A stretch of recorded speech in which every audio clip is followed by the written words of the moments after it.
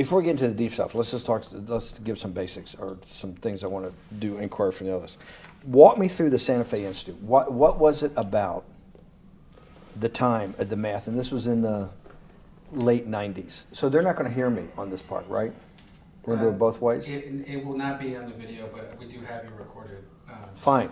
Remember, when you're answering on these questions, I'm not in the shot, and they're never going to hear my voice. So a little bit you got to repeat in your answer, you got to repeat what my question was. Oh, a little bit. Okay. Santa Fe Institute.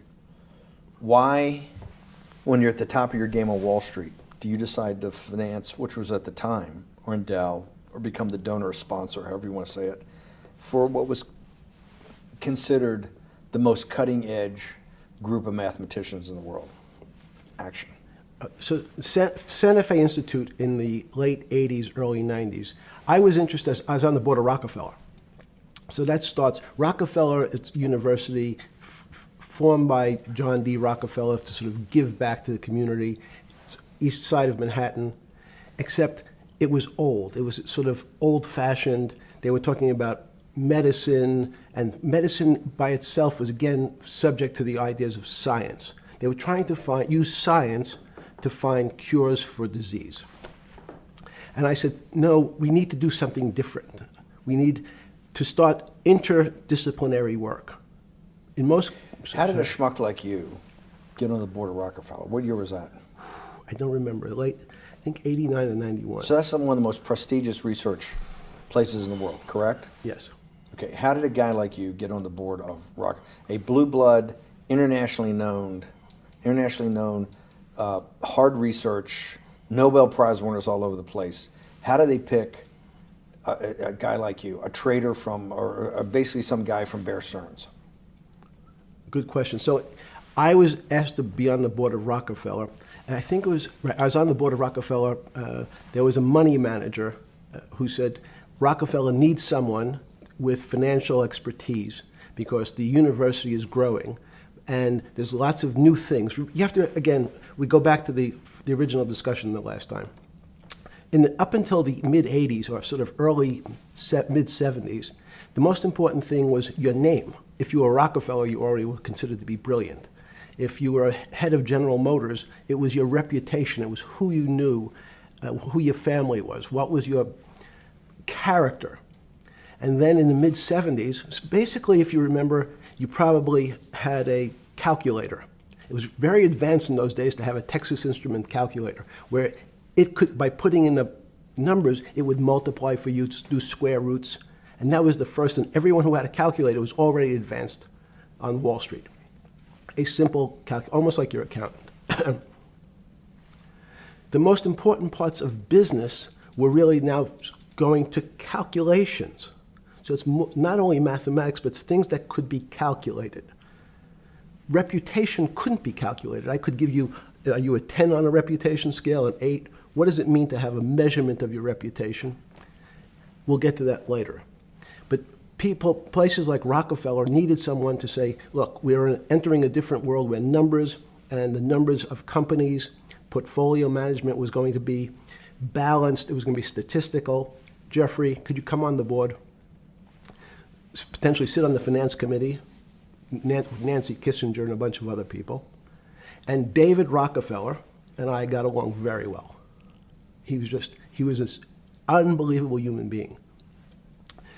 Respectful to everyone. He introduced his driver as his colleague, not his driver. He would never say, this is my driver. He said, it's my colleague. And David started to explain to me world politics. So David would say, Jeffrey, money is going to be sort of the most important things. People don't understand money. You seem to have this knack for money. I said to David, tell me about your life. What was the worst and the best part of your life? So David said, when I grew up, everyone knew I was a Rockefeller. They didn't know that my father told me he would not leave me a dime.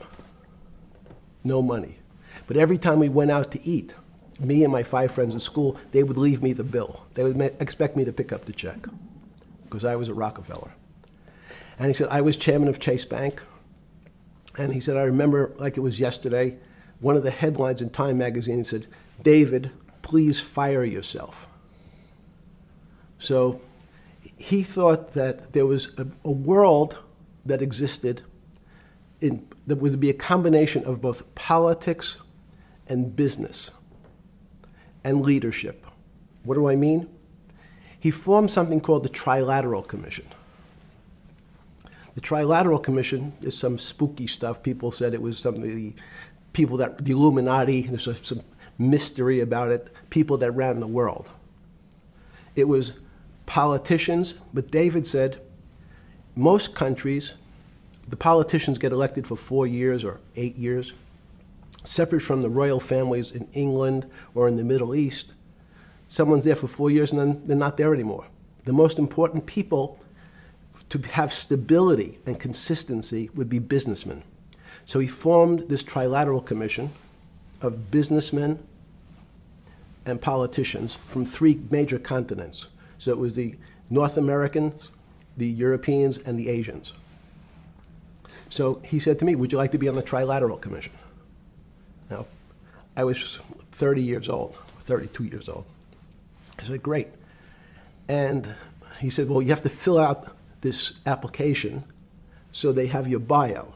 And I looked at the list of people, and it was Bill Clinton, former president of the United States, Paul Volcker, every great leader in America, the Asians, the Japanese, and with a very long description of their history.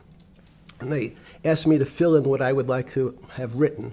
And I wrote Jeffrey Epstein, comma, just a good kid, which I thought was funny, nobody else did. So to answer to your question, at that time I recognized around the world that monies and currencies were not really well understood. But again, it was only numbers. So numbers, and I'll get to the fact that it was bad thinking. Numbers are very good. Are most people that you meet, even on a Trilateral Commission, when you meet most people, do you find most leaders financially illiterate, economically illiterate? Most political leaders don't come out of a background of finance. Most political leaders come out of a background of being popular. So in some of the countries, in some of the African countries, for example, they might have been a military person. They were a general. In some of the African countries, they might have been a disc jockey. Or in our country, they would have been an actor. The knowledge of money they don't have expertise, they have no degrees in finance. They really, and this is one of the major problems, their expertise, if they have any financial knowledge, is of their own checking account or bank account and filling in their own taxes. So many world leaders who don't really have a financial underpinning make fundamental errors when it comes to money on a country or institutional level. Let me give you an example. If you, Mr. Bannon, if I said your assets increased last year, you'd say, that sounds pretty good. And I'd say, what does that mean to you? You'd say, well, I have more money. I guess I'm wealthier.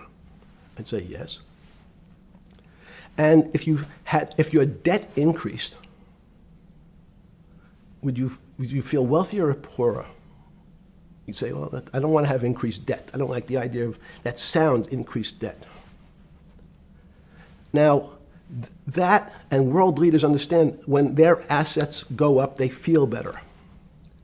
However, institutions like banks, things that people don't really understand are financial underpinnings of banks.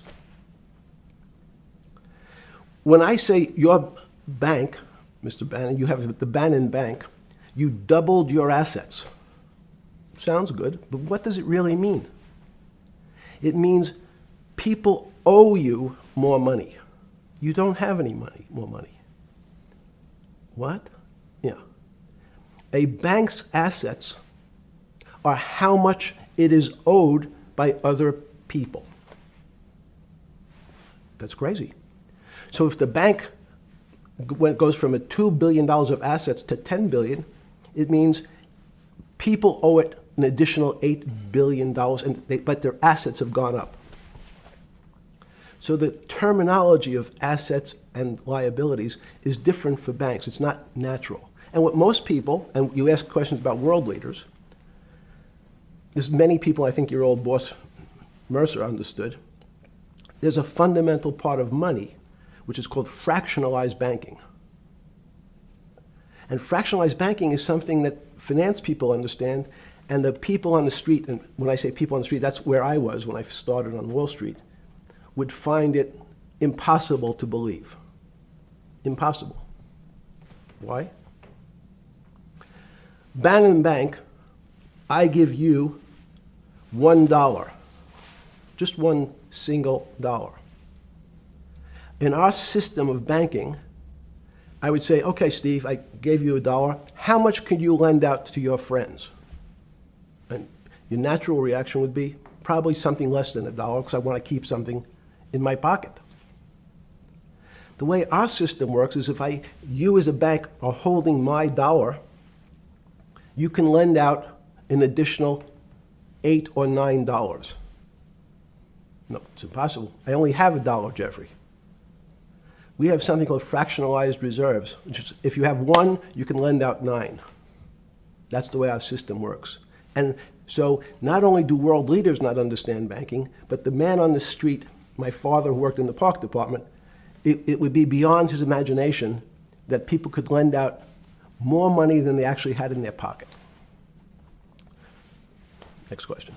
But how did this, in understanding that, when you get on something like the Trilateral Commission, you're on the board at Rockefeller, which is the most advanced research. You get brought into the Trilateral, which is the elite of the elite.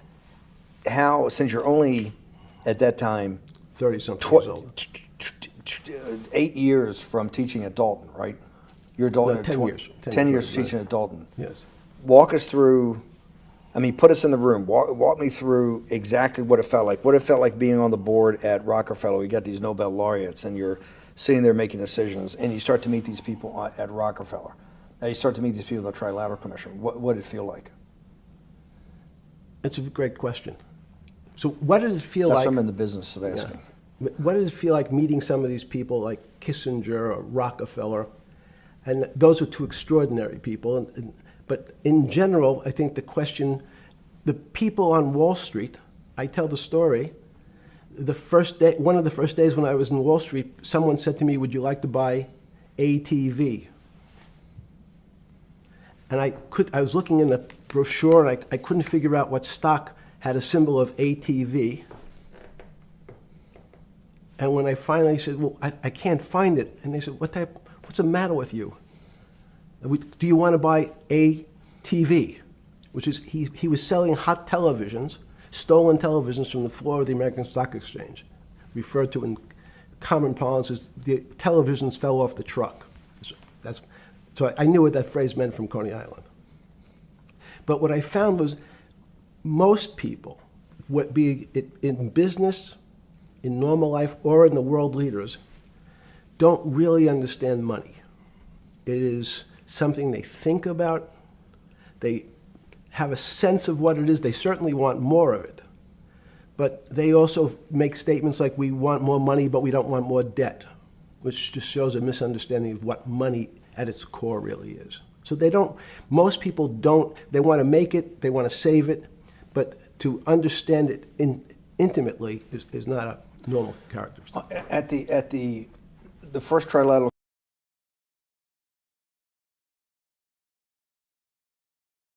or something?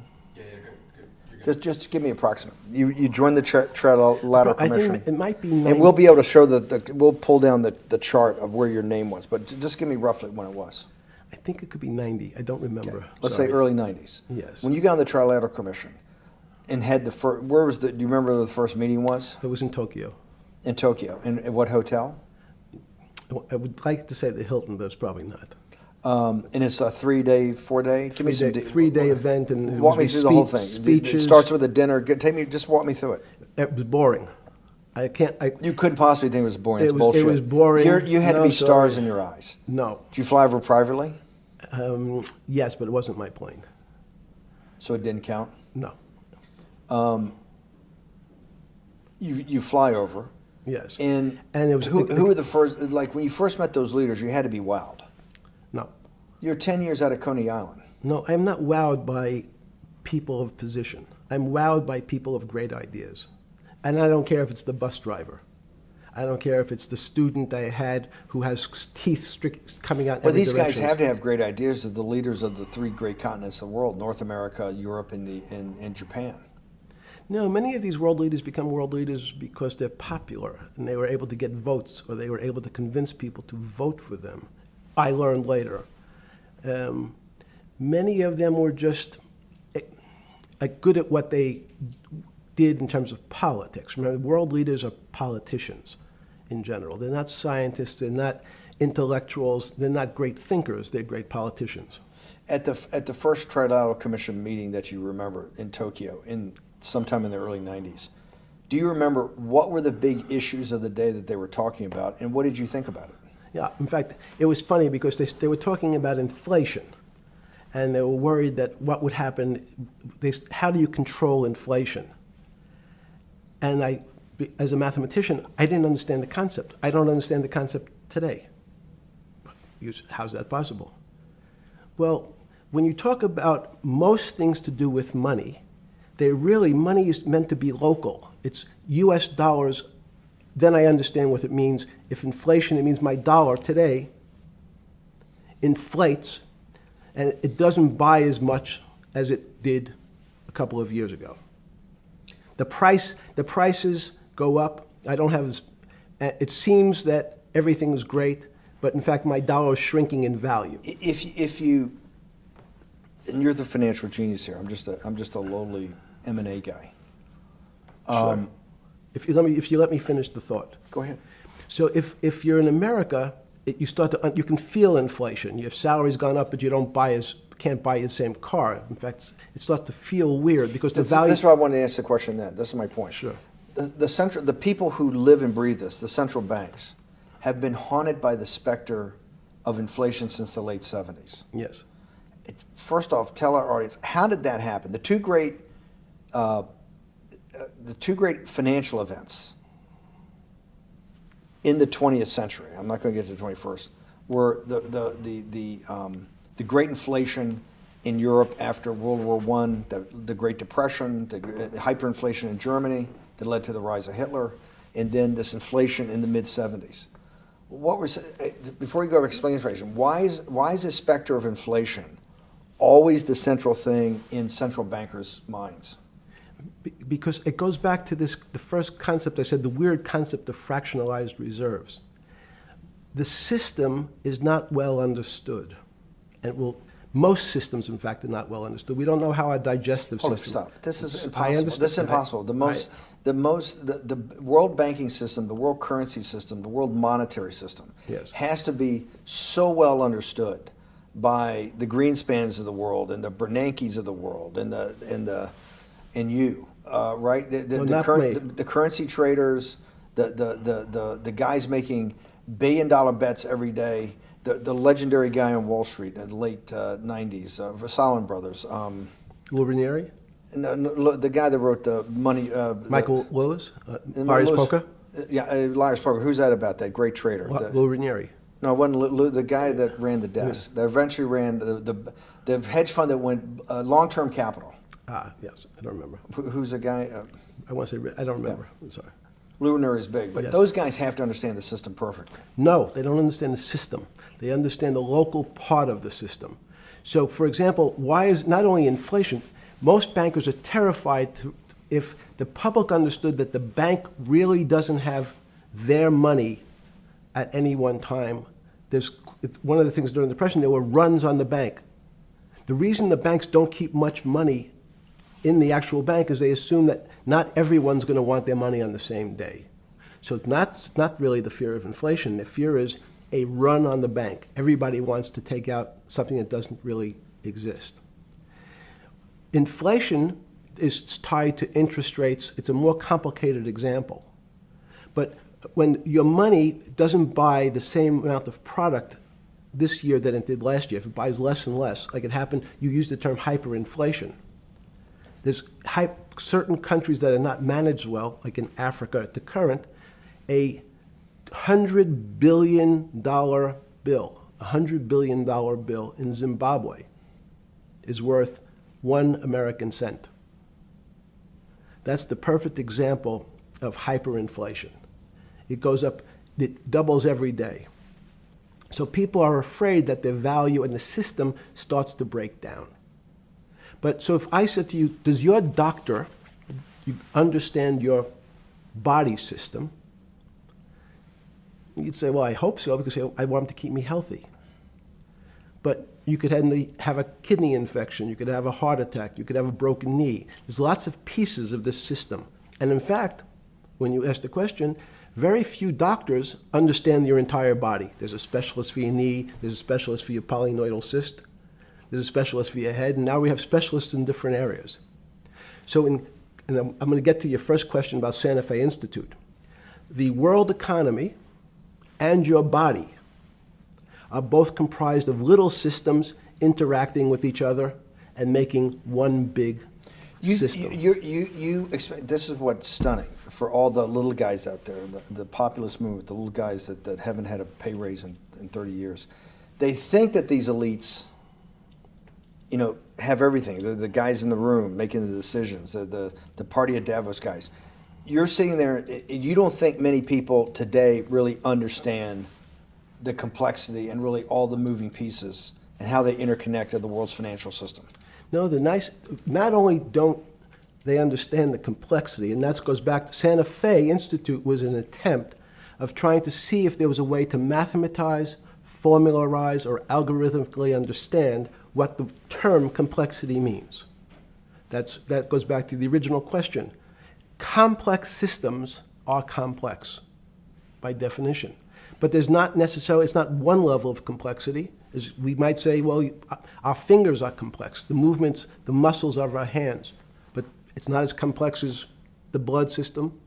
Now I have a circulatory system. I have systems on top of systems, so that there's no one group of or person that really understands the way the body works. There's no one group that understands the way the financial systems work. You might understand U.S. bond market. Now, you've asked about the trade of long-term capital.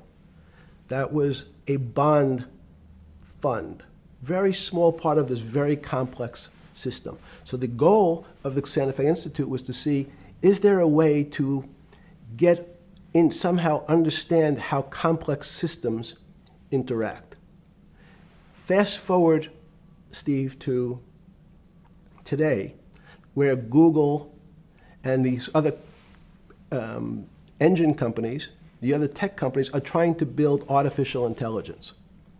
The strangest thing that they found, one of the strangest things, is that the systems that they design, this artificial intelligence, which a lot of people have heard about, is they design a bunch of systems.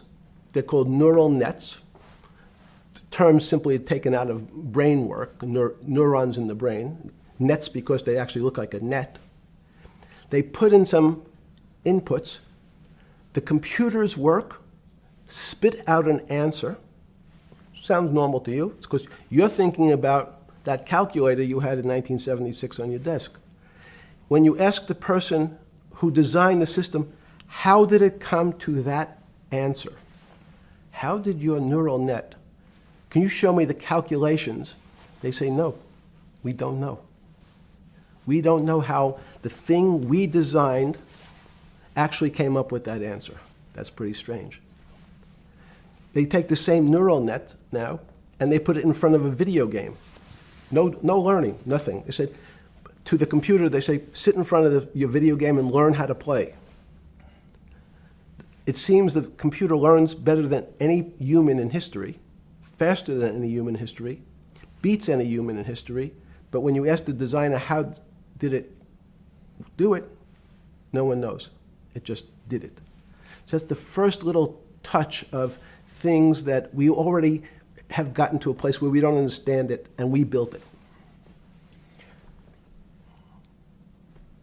On Sunday afternoon, September 14th, 2008, where were you? Sorry? It was the night they put Lehman Brothers in bankruptcy in London. I was in jail. Seriously. Yes. So the financial crisis of 2008 happened when you were in jail? Yes. Oh, this is going to be so amazing. This is going to be so amazing. I take it you didn't have your Wall Street Journal dropped off to you in the morning, your Financial Times. No. How did you hear about how did you hear about, because I want I forgot about this, but yes. I'm trying to get, this is going to be amazing. This is, let's go back and do that again. Sunday afternoon, because I want to find out about people, the geniuses understanding the complexity of the financial system. Because I think the best example we have is the financial crisis, the crash of 2008.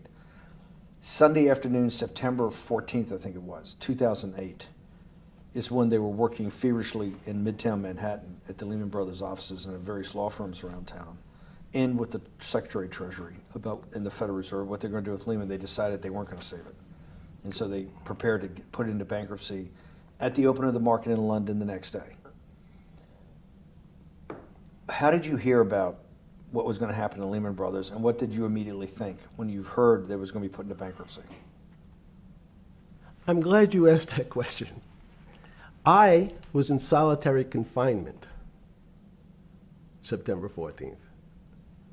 And again, some of the public stories about the wonderful time I had in jail and my work release, which didn't come till months after.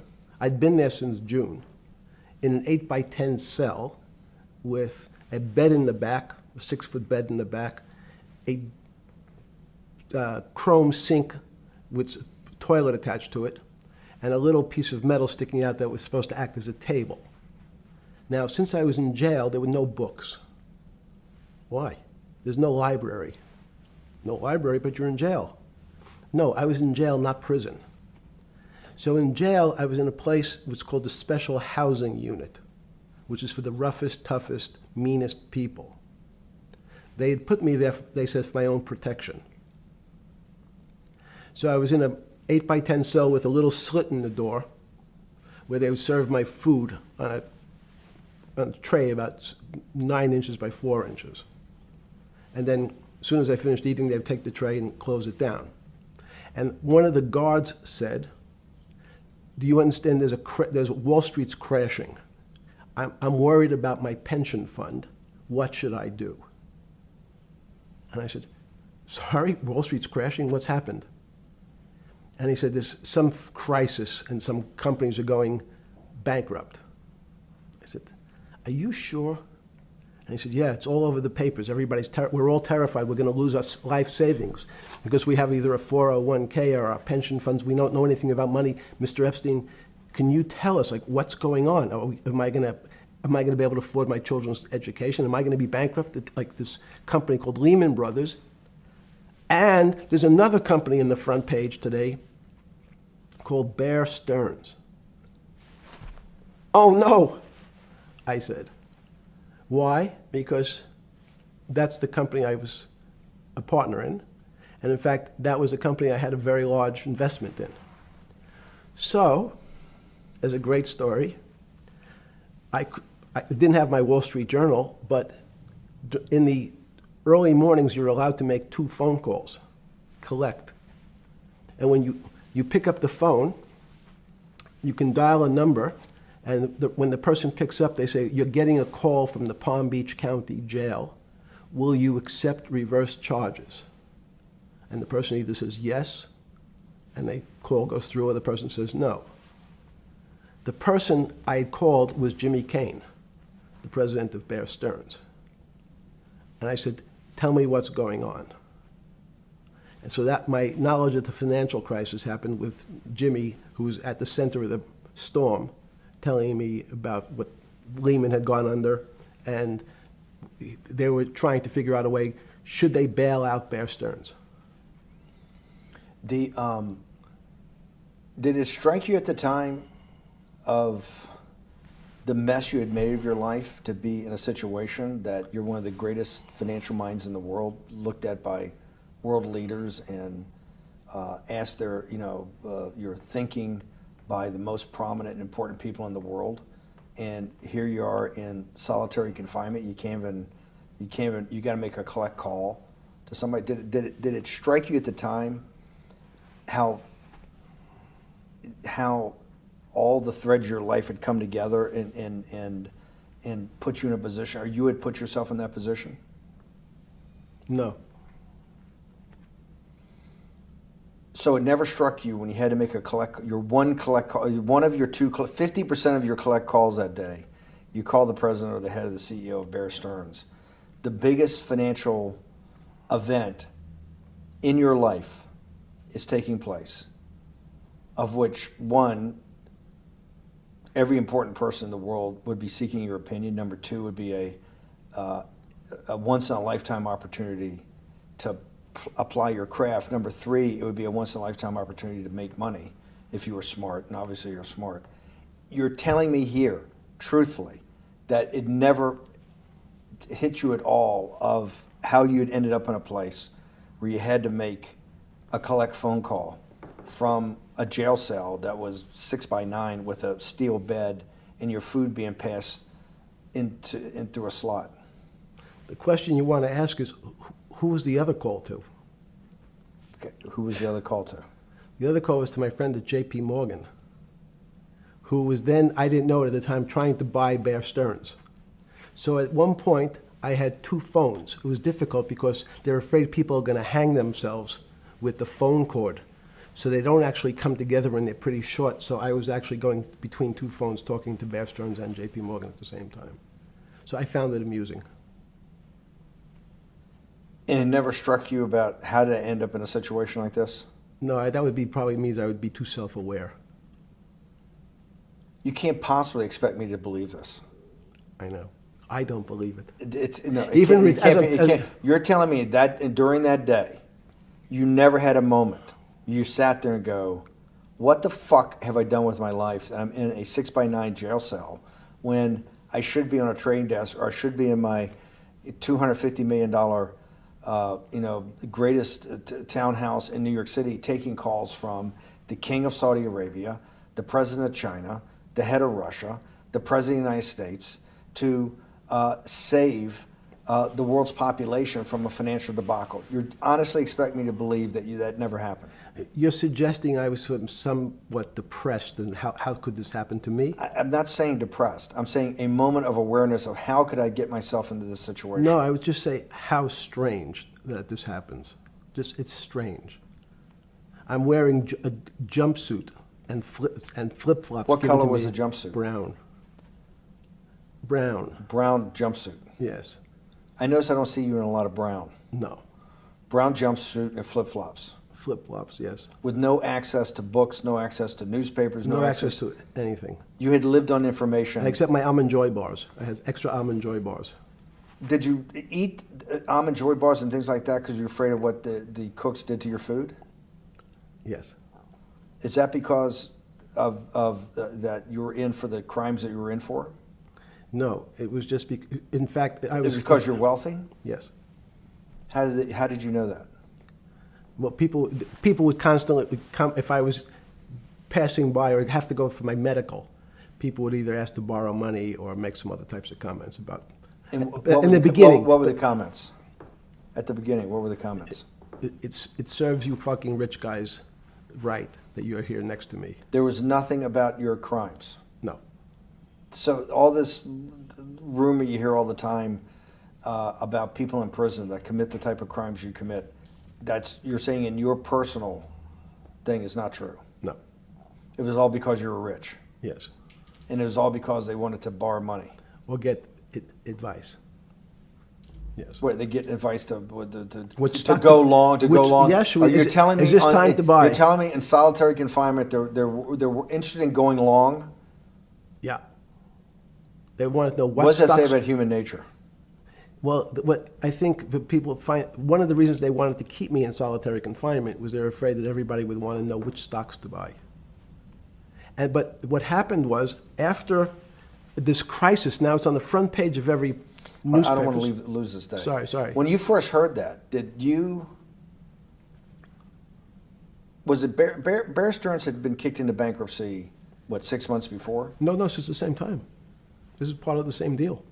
I thought, no. Bear Stearns, they saved Bear Stearns and didn't save Lehman Brothers. That's right. it. They let 6 months before they had bailed out Bear Stearns. But Bear Stearns was still a zombie, A shell of its former a self. former self. But they had, quote unquote, saved it. They admit, why did they make the decision in your mind? Why did Hank Paulson and Bernanke, what's this concept of moral hazard? Explain to the audience what moral hazard is, and why did they save Bear Stearns 6 months before, and why did the smartest guys in the room decide not to save Lehman Brothers? It's a good question. The real issue is I'd have to go back when you have these systems to the way your doctor responds to any type of emergency in your body. If they might decide to save your kidneys and let your gallbladder go because the gallbladder is less important to your overall system. People, if at that time, even it's not that long ago, the boogeyman was when said, well, what really happened? Jeffrey, what really happened? What is this financial crisis? And, some of the progressives and the right wing blame it on the banks. It was the banks' fault. And it's the fault of this very esoteric, unknown concept of derivatives. It was really the derivatives that caused this financial crisis because the derivatives got somehow out of control and in the Mickey Mouse. And that was the way you started your road to a billionaire went right through derivatives. Yes. But derivatives were not the cause. Derivatives were not the cause at all. It's like saying your hair was the cause of your heart attack because it was on the top of your head. So what was the cause? There isn't, let me say, there's no one specific cause. These are system collapses. So many times when they have to make your death certificate, when you say, well, what did he die from? They'll say heart failure. But if you say, what was the cause of his heart failure? Well, he had low blood pressure, his sugar was high, he was diabetic, he had all these other problems. But you say, no, we need a word on your death certificate. Did he die from brain damage? Did he die from heart failure? That's the financial crisis. Many people said, well, what caused it? They wrote, like on its death certificate, derivatives. But derivatives were not a fundamental, derivatives are not a fundamental cause of anything. Was it Sunday or Monday? I take it was Monday morning when you made your two collect calls and you were talking to Bear Stearns on one hand and Morgan Stanley on the other. JP Morgan. JP Morgan. That was Monday morning. Did you, Jeffrey, being one of the financial geniuses in the world, did you understand what Lehman Brothers is going into bankruptcy, the domino effect, that by Thursday the financial system would be under such extremis that if it didn't have $1 trillion cash infusion in the United States, it might collapse? Did you know that at the time? Did you view that at the time? Yes. You did? Yeah. Why? Again, I don't want to bore you or the audience with the idea of it's a medical procedure, but you had system failures. So you'd recognize that if I said to you, did you realize when your father was on the ground and he was clutching his chest and he couldn't breathe, it was a bad situation, he could die. That's how I saw it. Did you immediately think about the commercial paper market? I mean, the mechanical triggers that actually you had to blow through these circuit boards. Did you know the circuits? Did you understand the circuits?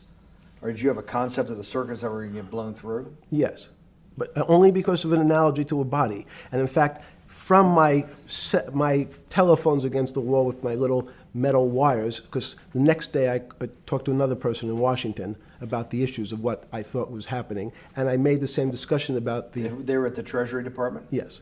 So in a 6x9 cell in... The phones were outside the cell. In Palm Beach County, California? West Palm Beach, Florida. West Palm Beach, Florida. This was your juice diet. West Palm Beach, Florida. West Palm Beach, Florida. West Palm Beach, Florida. You're making a call to Washington, D.C. to talk to some deputy secretary of Treasury. Someone in Treasury. Right. Someone in Treasury. Right. And that does not, the night before you go to bed, it doesn't dawn on you at all. You never have a moment of self-reflection that, how did I end up on this metal cot when I should be at the center of things? No, I had a telephone. So I've said, I can talk to, it makes no difference where I am, in fact. I'm still talking to the same person if I was at my home in Palm Beach. But I'm the here in difference your jail. home in Palm Beach. I can dial my That's a own phone. That's bullshit. No, but you can also make 1,000 phone calls. Here you got to make one, and he's got to take. Think the how much charges. better that was. I had to decide who was the right person to call. That was unusual for me, because I would have called 20 people And before. what was the advice you gave him? I said, you have a sick patient, and it's very much like a sick patient in the emergency room. You can't think about it like your car. People in normal walks of life think about money and things as a machine. And unfortunately, so if your car breaks, cars are always easy to fix. My jets, my cars, if it breaks, I know it can be fixed because it simply follows the same pattern. If this part breaks, you replace the part and the thing works again.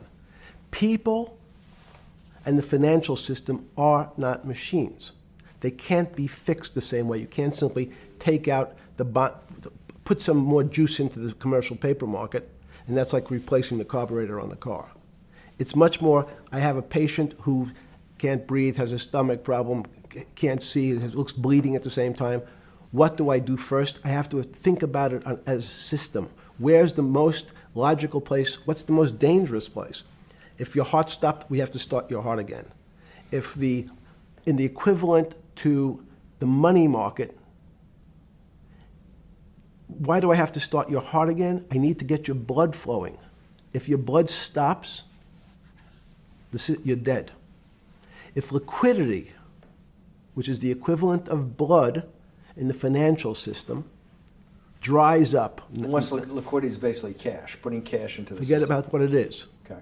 Liquidity is liquidity. It allows the system, it's the blood of the system. You need to pump blood hard into the body of the economy to keep it flowing. And if you're, especially when you're worried about someone dying, you're not going to be worried about the niceties of, well, you got the shirt dirty and there was some damage.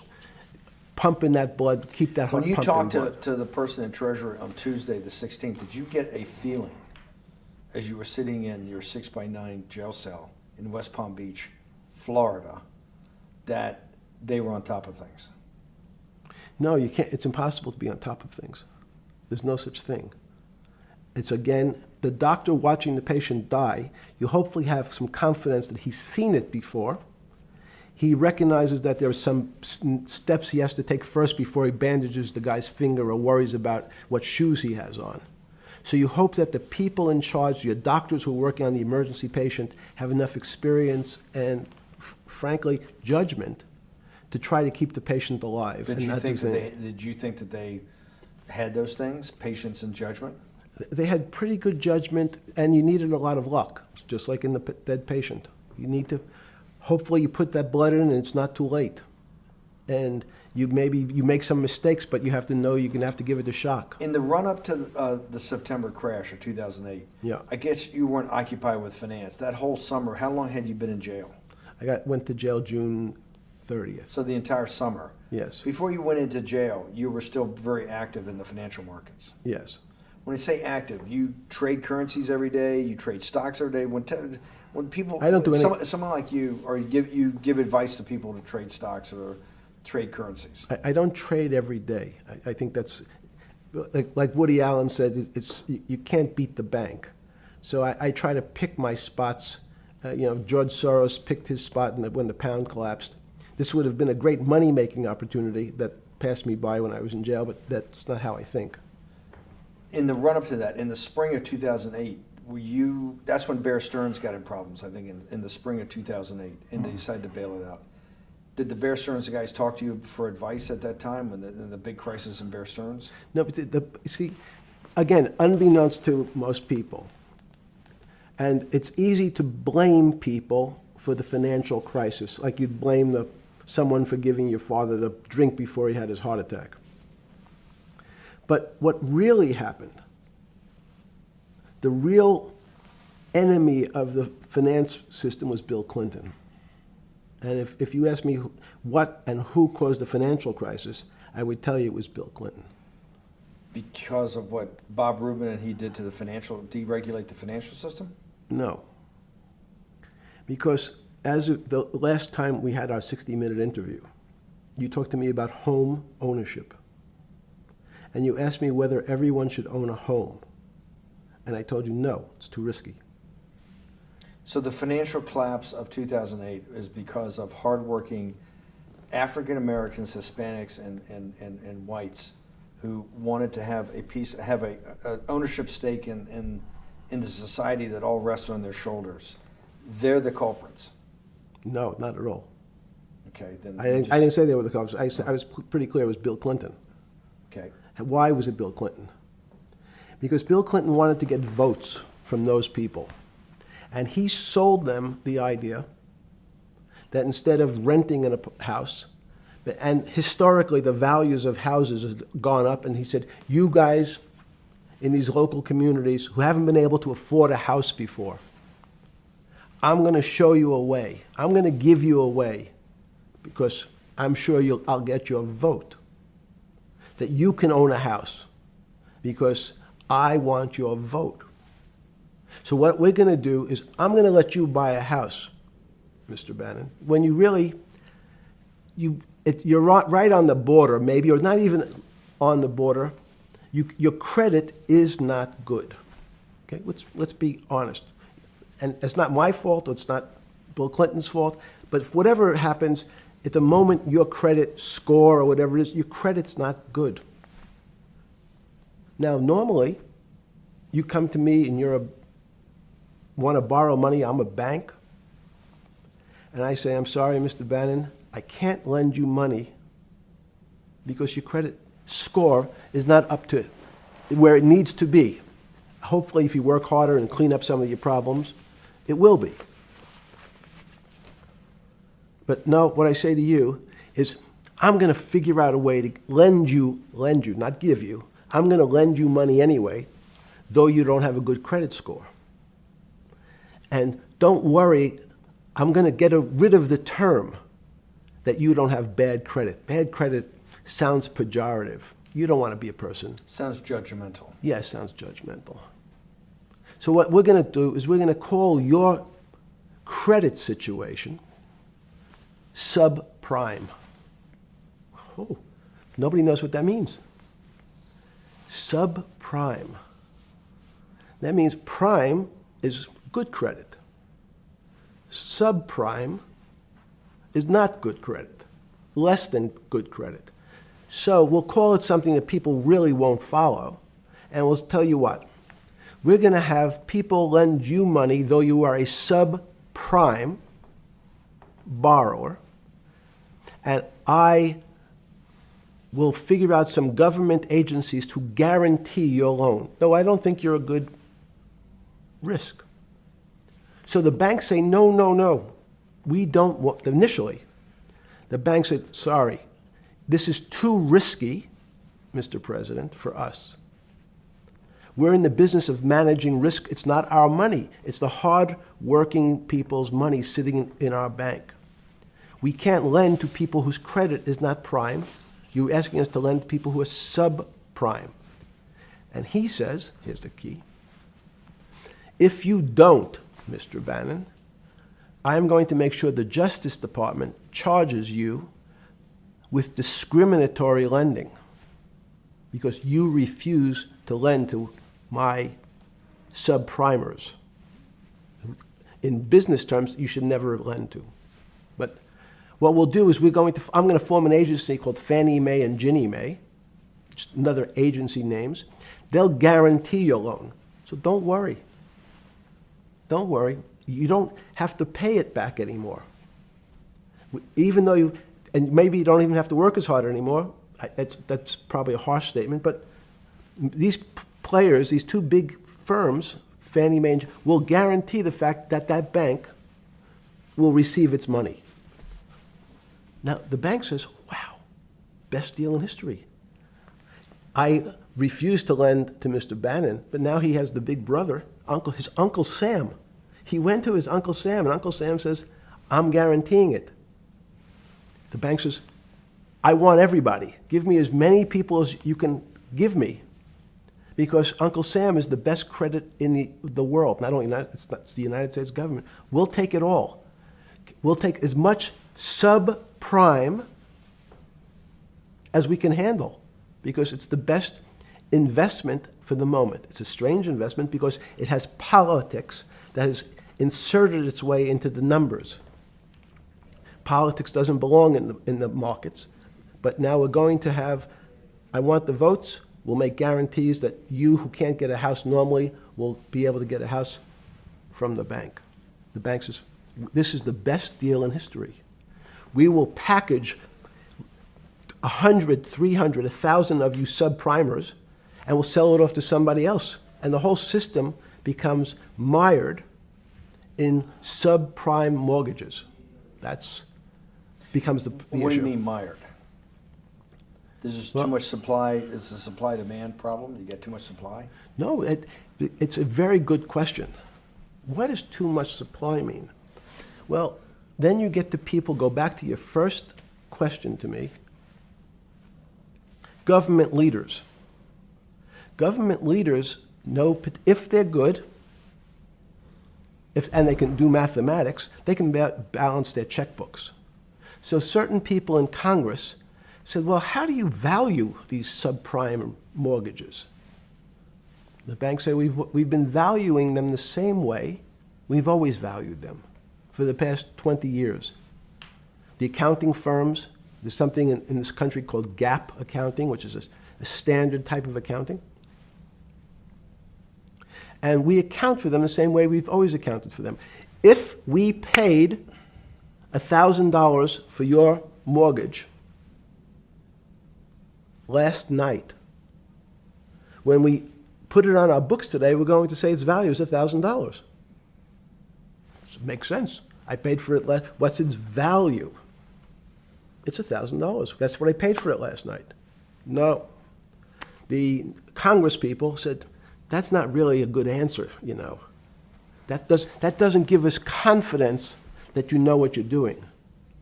Because what happens if you have to sell it tomorrow morning? If something's happened and you have to sell it. Remember, there's kinds of stress tests. Would you be able to value it at what you paid for it the day before? And Wall Street says, that's not the way you can think about this. This is crazy. We always value things at the cost from the day before. And they changed the accounting method. In essence, to say, not what it was worth yesterday, but if I have to sell, what would it be worth? That's impossible. So what happens is, every bank now has to value something they bought yesterday at lower than they paid. Never before in 20 years did they have to do this. So something they bought at 1,000, on their books was 1,000, is now 990. That starts to, you asked the question about what did I start to think about. Something's 1,000 and 990, this person now has to value it at 980. When did you first start to get nervous? Understanding Bill Clinton and all this. Did you change glasses? Yes. Okay. I changed shirt. I saw that black. Are you okay with it? Yeah, great. I think we're gonna have all kinds of changes. I'm experimenting. Yeah. Okay. When did you get a feeling? Did you ever anticipate before it happened something like 2008 could happen? No. How could that be? It's the word I'm going to beat it to death. Is that it's very much like would I anticipate I'll have a heart attack tomorrow? Unlikely. Was 2008 a heart attack or a stroke? Debilitating. It's a better. It was both. But why was it both? Because in fact, as I said, the blood was getting dried up in the system, and the head, which is sort of the central bank, wasn't working. So to some extent, it was a combination. It was a crisis. Did you see that building up over time? It's always been lurking in the background. I mean, if you have an older parent, would you say it's possible? Did you anticipate him having the heart attack today? No, you hope things are going to go better and maybe they'll fix it up. The system was getting too complex, and it wasn't based on derivatives, because what people keep forgetting, and as I was just explaining, Wall Street, and in many professions, including Wall Street makes it sound complicated. They don't want the little guy to understand what they do because they make so much money and they don't do very much. So they couch it in words like derivative and stock options and commodity futures and different types of contracts. It's all fairly, everyone is capable of understanding it. It is not complicated. But Wall Street, because they make so much money from doing fairly simple things, needs to make it more complicated than it really is. We had a very big recession in the early 90s based upon real estate and Japan basically imploding. Let's again, Okay. you had a recession in the 90s. I don't know what it's based upon. It's always interesting to look back and say, separate from, there's certain triggers, like there, in the 70s there was a... What do you think it was based upon, the 90s downturn? It's clearly there was a huge downturn. No, I know there was a downturn. That's what I know for sure. That's a fact. That's all. Everything else is sort of speculation about why did he have that? I understand that, but Sorry. there's some speculation that has 0% probability of being true, and there's others that have 90%. In the range, when you look at the range of alternatives of what could have caused it in 90, and what I'm trying to do is get you all the way up to 2008. Look, you're the smartest guy in the room, right? You know that. Do you think there's anybody in the world today? Oops, this is going to be a bad question. No, but do you think anybody in the world today, the Alan Greenspans, the Bernankes, is there any central banker you know, any partner of any Wall Street firm, any guy running a trading desk, and I would take it that would be, or anybody at a Larry Fink at BlackRock, Steve Schwartzman at Blackstone, the top 100 financial guys, and let's throw in a couple of Nobel economists, and let's throw in the best professors at Wharton, at Harvard, at Stanford. Do you think that there's anybody that understands money or understands the world's financial system as good as you? There must be. But it doesn't come to the top of the head. No. Okay, fine. Now I've gotten that, let's go back to 1990. In that arc from the fall of the Berlin Wall to 2008. Good. We started with the implosion in Tokyo of the Japanese economy, Japanese financial markets. We had the huge run-up in internet stocks, right? We had the implosion of that in 2000. The bankruptcy of Drexel Burnham in 90. Mm-hmm. Implosion of Japan, huge run-up in equity markets for the internet, implosion of the internet in 2000, 10 years later roughly. Mm-hmm. And then this run-up through the Iraq War and all that, the run-up to 2008. Every 10 years, it seems like, we're in some sort of 10 years before the 1990s was the 70s. You sound like an astrologer. Okay. And not a finance person. You're supposed to be a mathematician. It just seems to me a pattern of every 10 years. That's misleading. That's exactly right. Okay. Because people like to see patterns. People like to see patterns where there are none. So a pattern of a financial crisis every 10 years is just in my mind. Yes. Long-term capital that had to be bailed out back in the late 90s when everybody panicked. And that wasn't that bailout today would look small, and it was $5 billion or was $30 billion. Businesses fail all the time.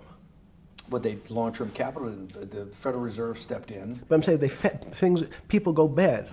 Things go bad all the time. Yes, you're correct.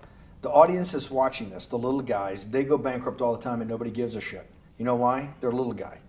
But when long-term capital management goes bankrupt, or Bear Stearns goes bankrupt, or Lehman Brothers goes bankrupt, people care because it's an unfair characterization. Why do you say that? Because again, it's the complexity of the situation. If you think about you have a complex system. You have your body. Now, in fact, the little guy is my finger. This is. And Bear Stearns is your heart. That's correct. The banking system is my heart. The system, I can't risk my because remember, it's not only my. You haven't been able to name. Hang on. You haven't. Hang on. No, hang on. I was trying to hang. I wanted to see if the hang on worked. No, you haven't been able. You're not good enough yet. You're like junior wizard trying to do it.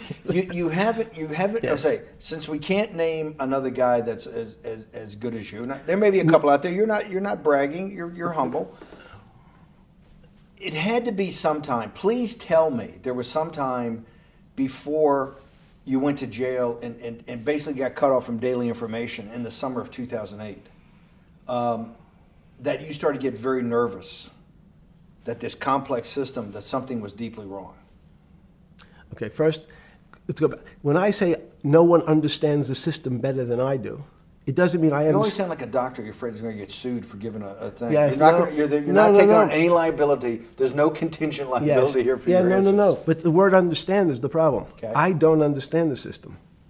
So that's, I don't understand the financial Will you system. please stop? You cannot sit here and Yeah, tell no, me. no. What we just went through, I'll go through again. The hedge fund managers, the money managers, the central bankers, the commercial bankers, the heads of the investment banks, the heads of all the trading desks, the top economists, and I'll throw in the business school lecturers at Stanford. Of all the top 200, 250, you can't name at the top of your head the guys are at least at your level. You have to understand it somewhat. No. Sorry. We all don't understand it. No one understands it. It's a miracle. It's that's part of the problem. It's impossible to understand. That word understand simply means if this happens here, that will happen there. It's predictable. Understanding means it's predictable. It's not predictable. That's the problem. It's very, in complex systems, that was the fascination. Is there a way to tease out some level of predictability? So even No, in the fact, spring- you would ask the question, it's a great question, which was it a stroke or a heart attack? Now, most people don't know that before they were going to have a stroke, they had a stroke. They just have a stroke. Do they understand why? In hindsight, you go back and you can make lots of explanations. It might sound good, and if you're talking to the working man, you're using language that he'll never understand. It's complex, so he, just like going to his doctor, he says he has a gastrointestinal problem, or he has diverticulitis, as opposed to saying, you had a stomach ache, you ate bad food. People don't like to say it in normal, everyman terms. The system had a stroke, but we don't know why. But you just, okay. Okay. Hardworking people, and there's a great social benefit, would you not agree, with having people having ownership in the system? When you say ownership in the system, it doesn't mean. Let's start over. Cause Okay. So flip Sorry. over your phone too, because Yes. I don't want anyone to see Yeah. you on your phone. So maybe flip it down or something. Yeah, yeah. Yeah, who knows what the fuck comes up with that phone? That's correct. We don't want to send you. KSA. I can't not believe I've got the magic moment when you're in fucking prison or jail, wherever the fuck it is, It's in crazy. solitary. Now, there's a funny part to that we missed, which is So said. go ahead, tell it. The funny part is just what you asked me. Is there anything funnier than that? No, no. For black humor, it's I don't make any black comments. Sorry. You asked me what I was wearing. That's right. You're too wrapped up in the Me Too movement. Yes. So I was wearing a brown jumper and a brown pair of pants given to me by the jail with the word trustee on the back. Because you had qualified to be a trustee? Well, the funny part was it was spelled Trusty. So I wasn't really sure.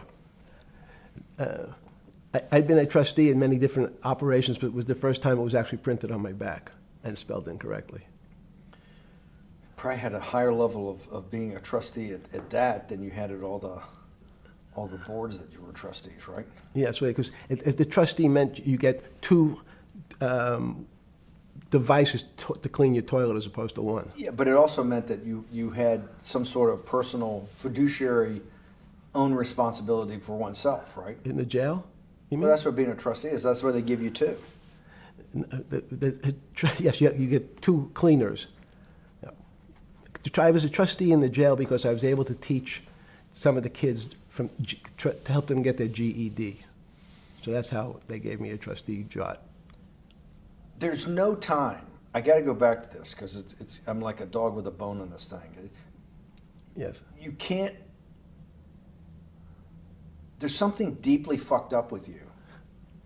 At least something. Well, we know there are things deeply fucked up with this. You will get through in this film, Right. but you cannot possibly have sit there, knowing that you came from nowhere, knowing that you went to the very top of what is considered outside of science and maybe physics, the thing people most admire because it's like alchemy, understanding high finance. To sit there in what will be the defining financial crisis of our time, like Black Friday or Black Yes. Monday, whatever it was, in the Great Depression, and be there at that exact moment, triggered in part by a firm that you used to be a partner in and knew intimately well, and it created much of your initial net worth because of, and know that you couldn't, someone who lives on a phone, right? Yes. Because you do live on a phone, right? Correct. You had to make just 2 collect calls. You cannot tell me sometime during that day you did not have that conversation with yourself of how the fuck did I do this to myself to put myself in West Palm Beach in a 6x9 cell with a metal fucking bed with a brown shirt that said trustee spelled wrong. So did I find it amazing that I was there? That's a Not better, amazing, and I don't want to say it was not funny. Oh, I thought it was. I wasn't funny. Right. But Not amazing. no, it was incredible. Incredible in what way? This- Incredible, like how do I do this to myself? No. It's as incredible as me sitting here in this house. They're both just 2 sides of the coin. That's how I think about it. That my life today is incredible. Do you consider yourself a stoic? No. I consider myself a hermit. Stoics are not very happy. Being a hermit then, being in that 6x9 cell, being in the cell qua the cell was not the problem, right? Correct. What was the problem? Eating the almond joy bars. Because you couldn't eat the food. No, right. But remember, my life is. Did that ever strike you that I can't eat the food because somebody might have done something to it? I gotta live off an almond joy bar, 1 a day or 2 a day or whatever. How many ever sneak in a day? No sneaking in. Your 1 almond joy bar, it did not hit you at some time? How the fuck did I do this? No. Let's go back to the spring of 2008. Were you so wrapped up in your personal issues at the time you were not spending enough time on the financial markets, or were you deeply involved in the financial markets like you normally were? No, I was involved. So we're saying that the smartest guy in the room didn't see it coming. No, of course The not. bankruptcy of Bear Stearns, you just thought was a Bear Stearns problem. You didn't see it as systemic. I know you keep harping on it, but it's not. Because you're a mathematician and understands systems. I- It seems that anybody that understands that they had a systemic problem, you at least be the first on the early search radar. If you're not going to see it, then I'm really afraid, because that means that I always assume there's at least a set of guys out there that have some sort of sense that something's not right. Imagine the guy who has a stroke or had the heart attack. When you ask him, did you feel funny the day before? He's going to tell you, yeah, I didn't feel right. Something was off. I didn't feel right. I had my stomach was right. I felt a little dizzy. I felt a little weak.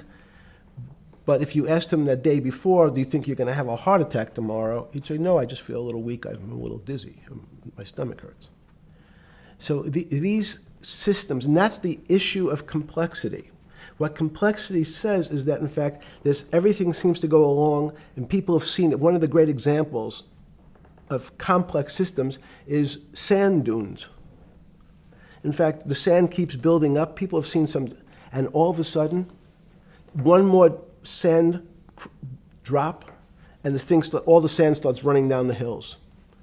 That's the way I see the financial markets. When you funded Santa Fe in the early 90s or late 80s? I believe it was early 90s. I can get back to you. But early 90s, Santa Fe was funded for the study of complexity theory.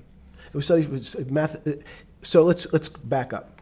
So why did I buy a ranch in New Mexico in 1993? So that gives you some sense. So I would have funded it in 1990. Los Alamos, which was the high energy lab up in New Mexico, was losing all its scientists.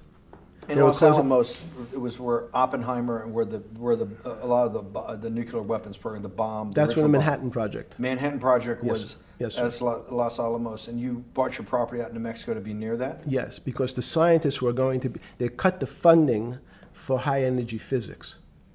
But the people who worked in Los Alamos would still be in the Santa Fe area. They cut that because this was the Cold War dividend, right? I don't remember exactly why. It was because, again, people thought that physics and high-energy physics really wasn't that important. Because that was about nuclear weapons. No, it was because they decided, which may be not right, this was the same time that Murray Gell-Mann came up with the term quark, Q-U-A-R-K. He picked it out of an old poem, the word quark. But it was mysterious. So they were starting to understand in the 90s that our world of the physics world, there was things that were just unexplainable. They called it strange things. You gave it a name. You gave it some characteristics. You called it had charm. It was one of the terms. It had a charm. It had a flavor. It had a color. But no one, Mr. Bannon, understood what it was. Just like the financial system. And you wanted to investigate that.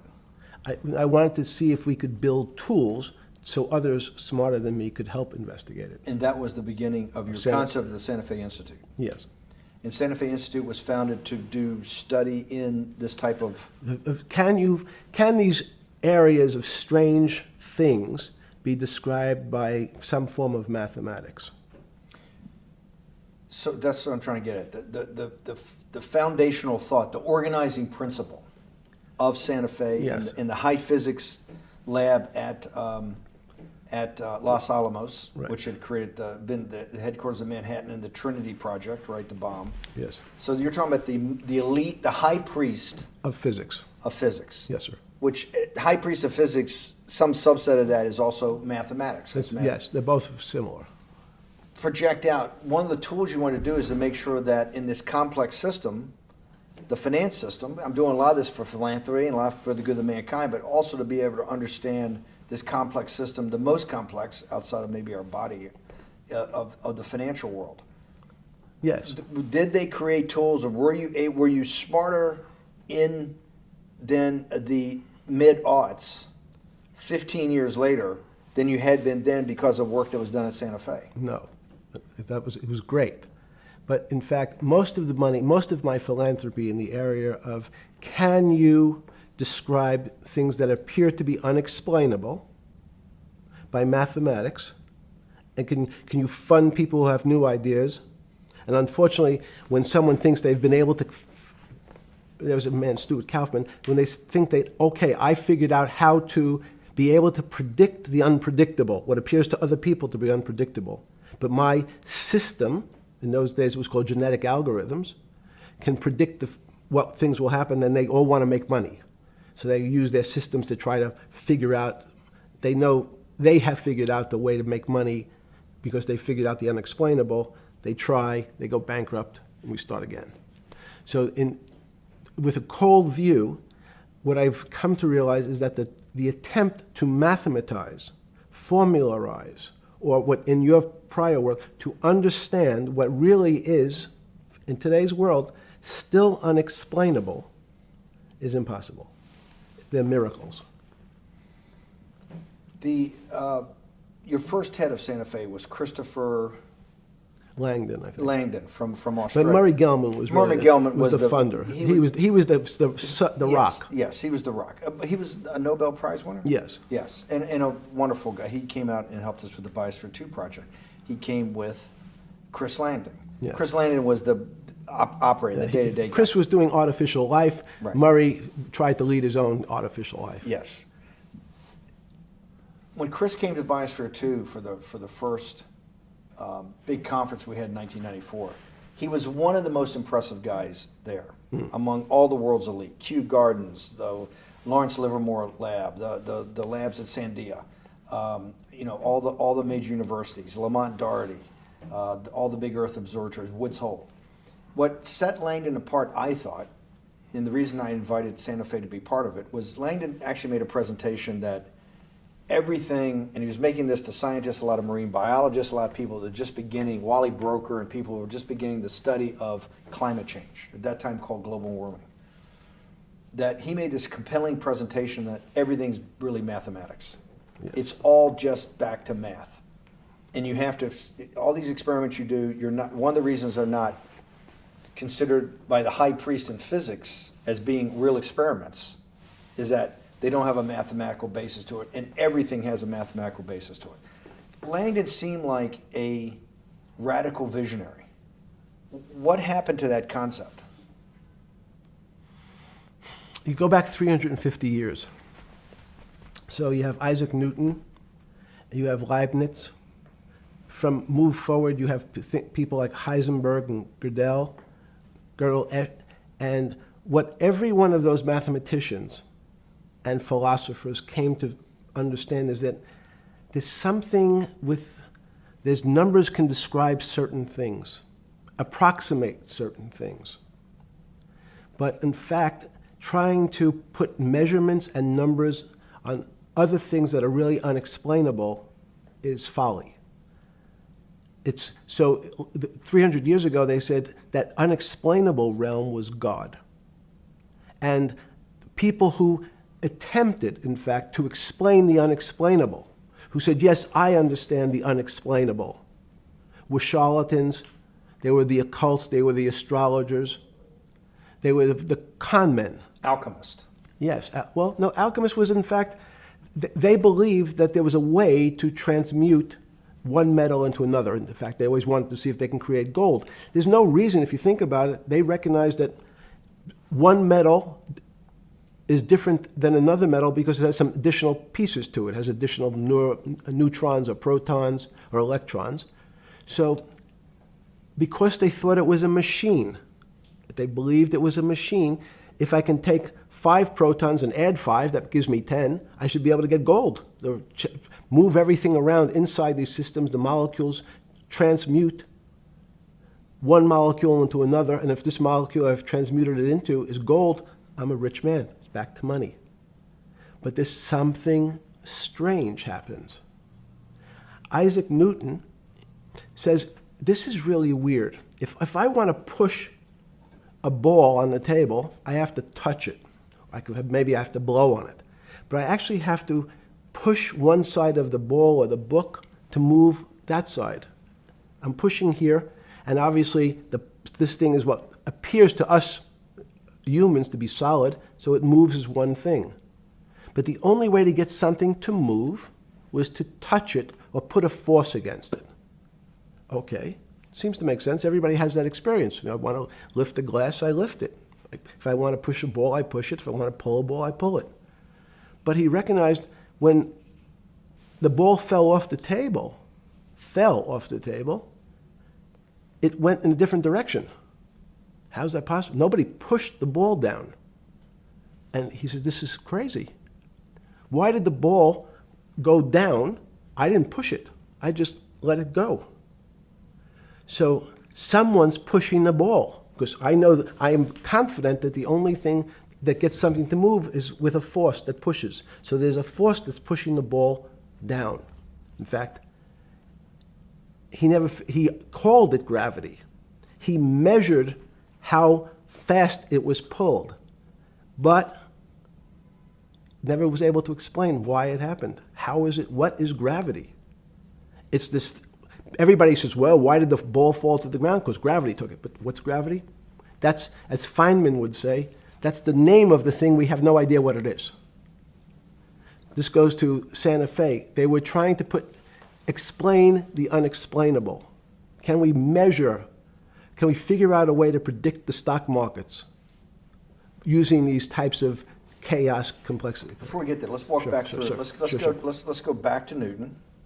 Sure. Pre-Newton and then Newton. What did Newton solve that for millennia up to Newton had not been solved? And then I want to go forward all the way to Santa Fe, what they were trying to solve. Let's start with just 2 or 3 of the basic guys, but let's go with Newton. What pre-Newton, it was what? And then why is Newton such a genius? In such a in the, I think mathematically they told me one time, I've seen there's been 115 billion people roughly that have lived on the earth. And of that 115 billion, Newton. Are you sure that's a number? That sounds very high. We only have 7 now. I think in the history of the earth, I think I'll pull up the stat for you, but I think it's 115 billion people. They figure that probably is inflation. That's why you have lived on Earth. But he's one of the handful of the most important. What did he solve for? Why is he so important for how we live today? And then we want to go through Leibniz and the other 3 other major ones to get us to Santa Fe? Well, it's a long journey. This is the heart of what we're trying to do. Let me take a bit of a detour Okay. just a second. What if you went to high school and the last year in your high school, you took calculus? So Isaac Newton sort of invents calculus. Well, that sounds invents, mathematicians. To torture seniors in high school before they graduate. Yes, but obviously, no, yes, the answer is yes. Certain people could never do calculus. Why is that? Why is calculus why is that the dividing line between, to me, people who can handle that and can go on to do certain things, and people just hit the wall, even if they know math? It seems to me that that calculus is the thing that changes. It bridges. That's because it's about the theory of change and the theory of how things change. It's a great question, but in fact, what calculus does is it's somewhat philosophical. That's why mathematics is Newton wasn't a mathematician; he was called a geometer. That's what they used to call themselves. They understood geometry and numbers. But there's an old conundrum where it says during Pythagoras' days, Zeno's paradox it's called, where they said, well, if the wall is 2 feet away from me, and I take one step that's halfway to the wall, that'll be 1 foot away, and if I take another step that's half again, that'll be half a foot away, and then a quarter of a foot, I could walk forever but never touch the wall. Doesn't sound realistic, doesn't make any sense in our real lives of the physical. But what Newton understood is many problems were like that. Many things approached the wall, or in calculus, approached the limit, but never really reached it.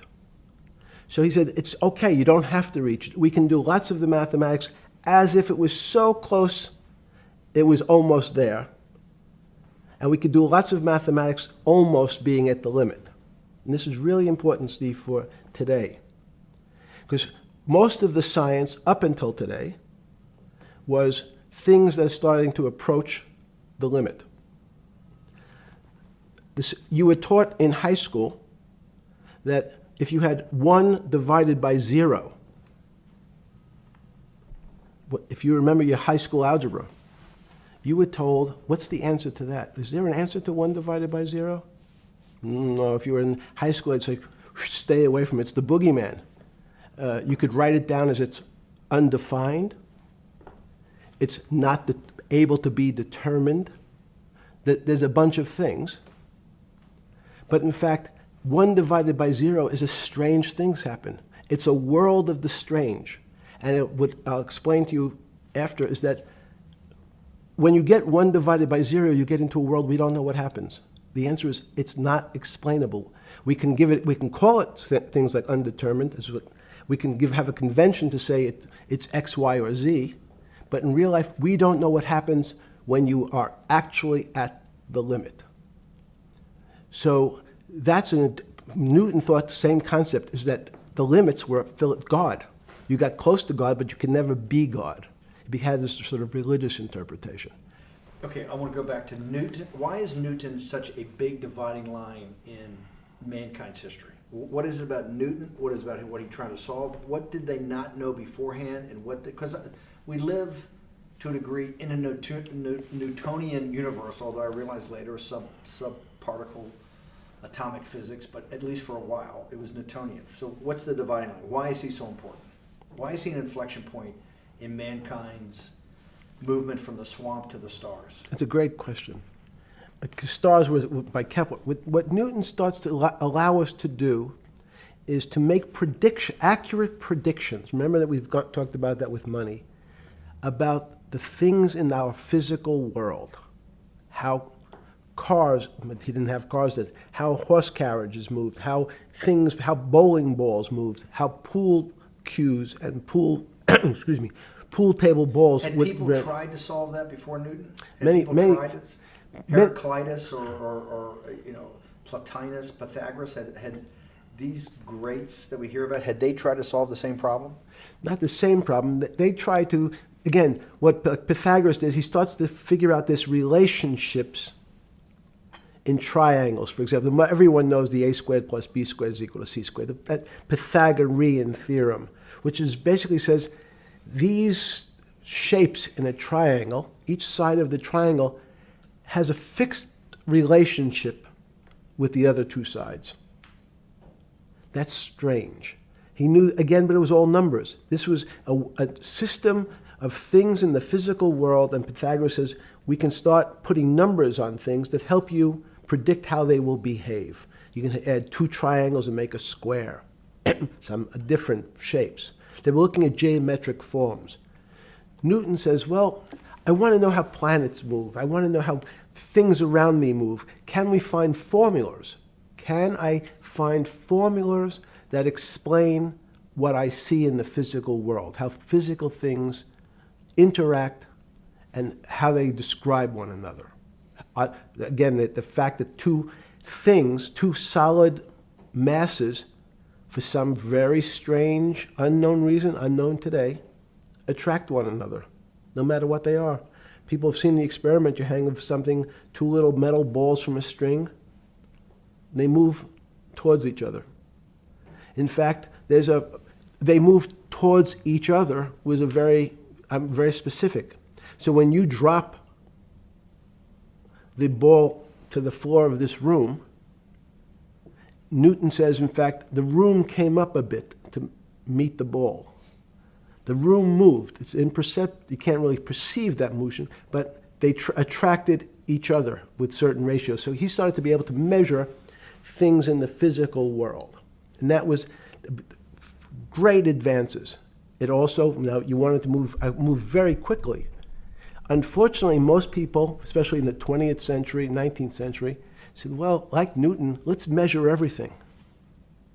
Let's measure people's behavior. Let's measure their psychology. Let's measure their health. You go to we could have my blood test. Let's measure everything. We measure Wall Street. Their voting habits.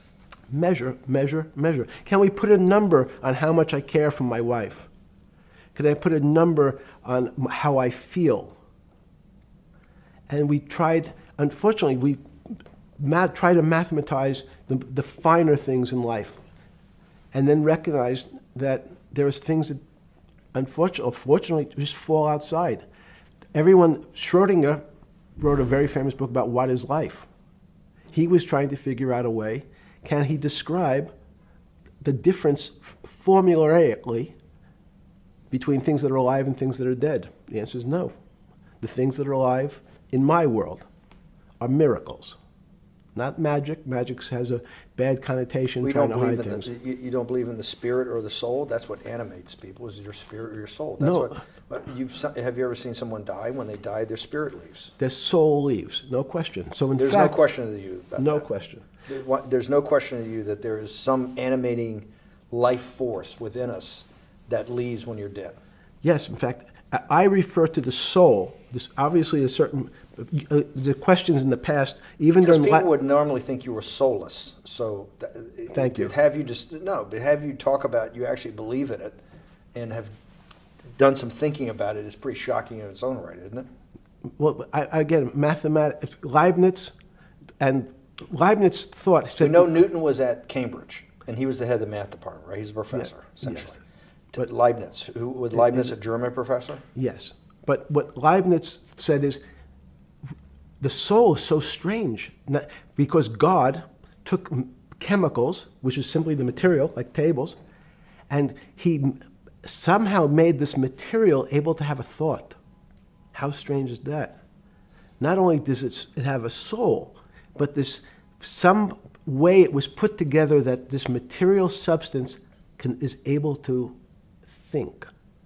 So when you say to me, it's obvious to everyone that there's such a thing as a soul. Now, if you're part of the Charlatanville, you'll try to explain it to people. The soul I describe as the dark matter of the brain. Why is it dark matter? Because in high energy physics nowadays, you hear terms of dark matter, dark energy. Again, terminology. It's a complicated term. Why is it dark matter? Because we can't see it. That's all. What do you mean you can't see it? Well, somehow we see something moving towards this area of darkness. Something, I can see this thing. This appears to me to be empty. It's just black. But I see it being drawn this way. So I say, well, I know if this were matter, that would follow that equation. If this was solid, it would explain the way this particle moves. But I can't see anything here. So I'll just call it dark matter. And I'll say, I don't know what it is, but it behaves as if there was something there. The soul is obvious to everyone that there's something different between things that are alive and things that are not alive. But we have no idea what it is.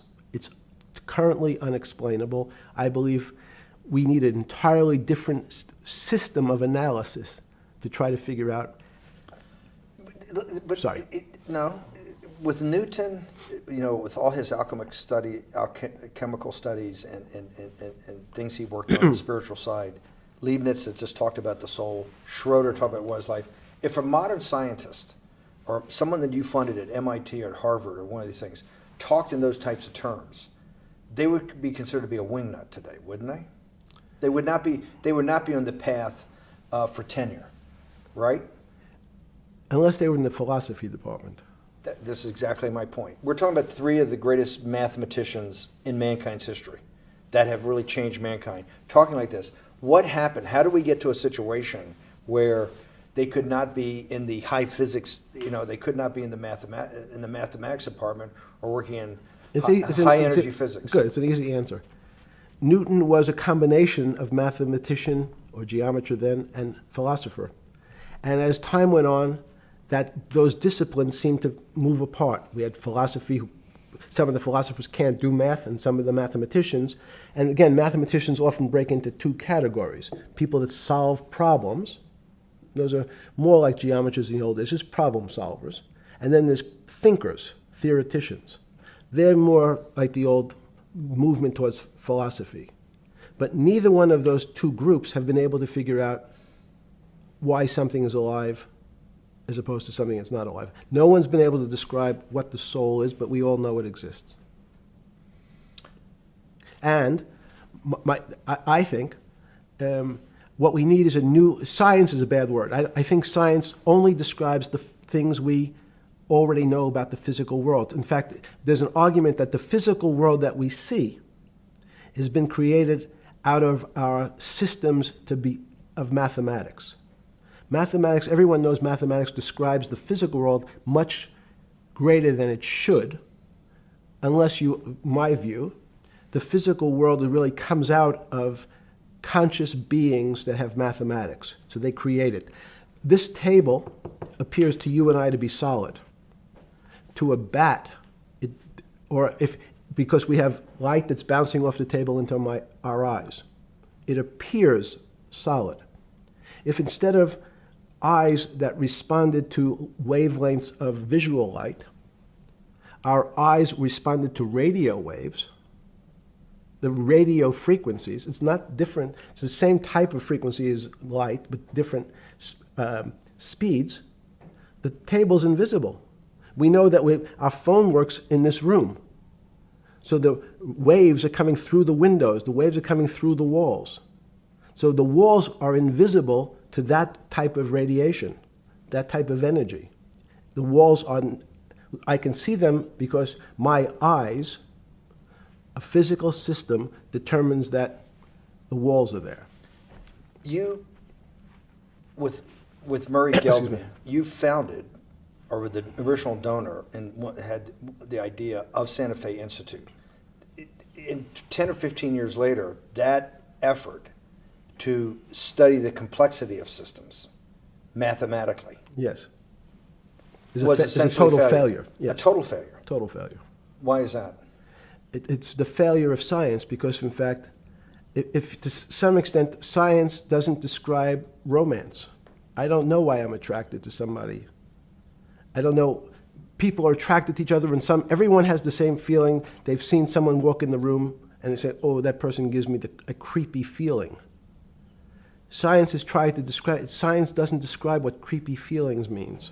They just know it's a creepy feeling. I think women as I said the last time, have an intuitive sense. What is intuitive? They have intuition, they have feelings, and they're able to deal in the realm of things that men, especially men like myself, find unexplainable. They have women have intuition, men see things a bit differently. Men want to measure everything. Women are not really that interested in measuring.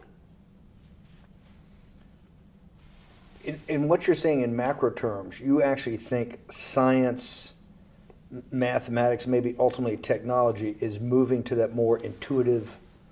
I think science and math are old-fashioned.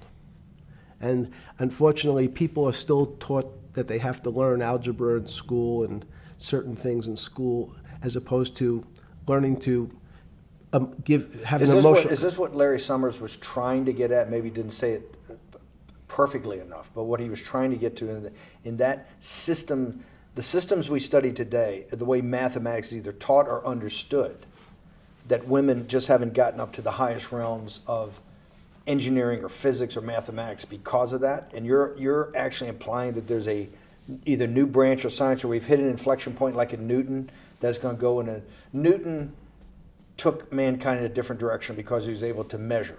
Then you had subatomic, non-Newtonian physics later.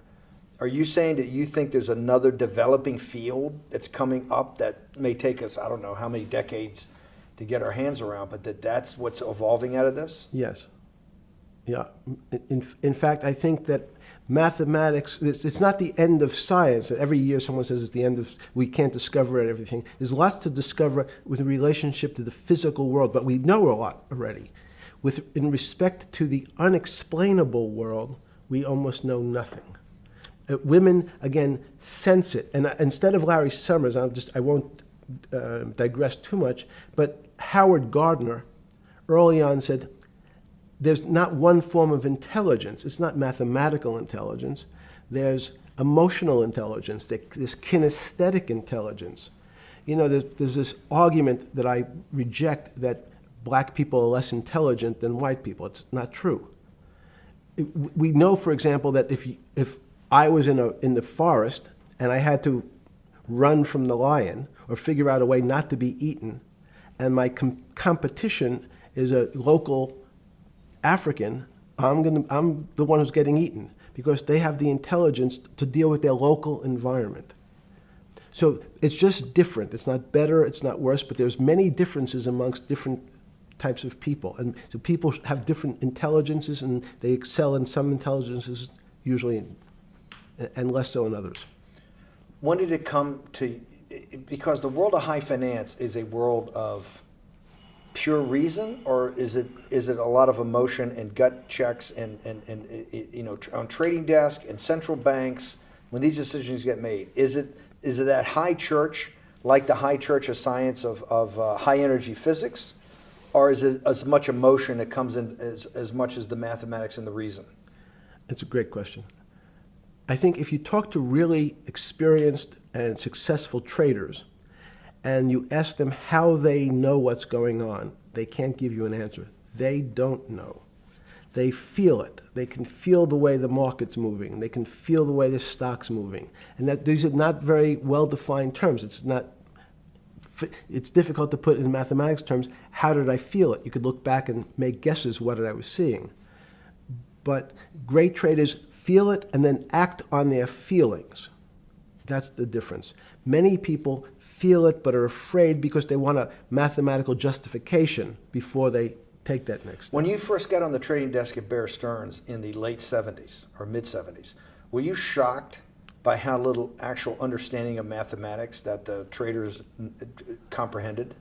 Yeah, well, again, we had a Texas Instrument calculator.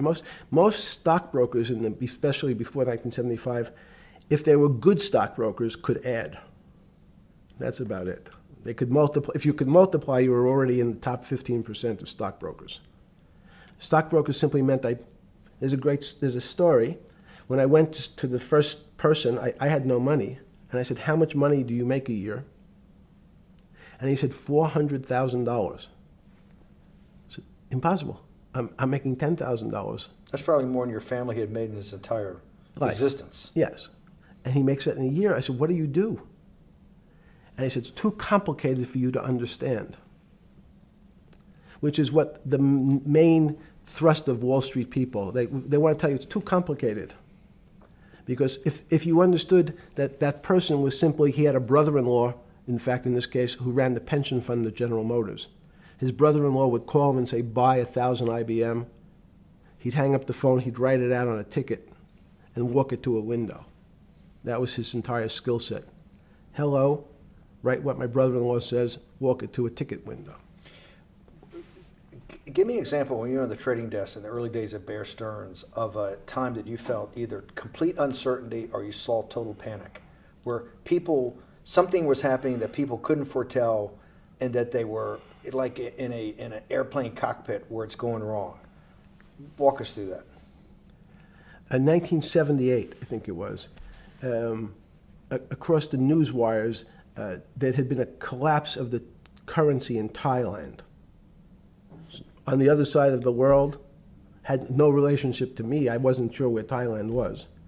But the fact that a currency, a country's money, had all of a sudden dropped tremendously in value, affected the rest of the world's markets. And people panicked because they'd never seen that before. A very small part of a very complex system had a shock throughout the whole system. So prices on Park Avenue apartments, the bond markets, the stock markets, every started to gyrate. You know, there's an old mathematics expression that if a butterfly wings in Mexico make the wrong turn, it spins out, and eventually, by the time it gets to Canada, it turns into a tornado. So these are part of complex systems. So yeah, Wall Street in certain parts. Santa Fe Institute was supposed to actually come up with a formula for that, for the butterfly wings. Why in 15 years did you reach the end of at least that experiment? Every attempt to, that's why it's so exciting now, because I think certain people are starting to realize that there's so many things that are unexplainable that we have to think about them differently. Music is a great example. It's a common man's example. You know, when you hear a certain song, it makes you feel a certain way. How does it do that? We don't know. We can't mathematize it. And even that music, Steve, nowadays we compress music. When you have a violin, it's compressed onto your iPhone. So what does compression mean? I'm taking lots of information and I'm cutting it into lots of pieces and squishing it together. And when I squish it or compress it, I have to take out lots of pieces, but I say that they're not very important pieces. It's those pieces that we take out when we compress data, to me, are the most interesting parts of life.